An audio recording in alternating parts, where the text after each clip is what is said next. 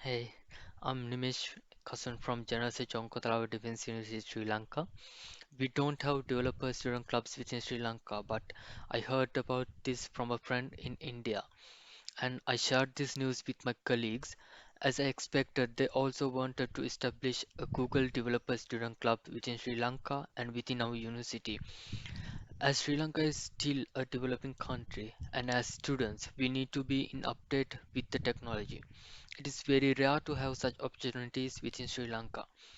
So we want to start a DSC within our university and take the maximum use of it to learn new technologies and to be in a community where we can get help and get to know the expert from all around the world. Also, since this will be the first DSC within Sri Lanka, we want to show other universities how we benefit from the club and cheer them to have a DSC established within their universities too. This will be this will enable us to build a strong community and be in touch with the rapidly changing technologies.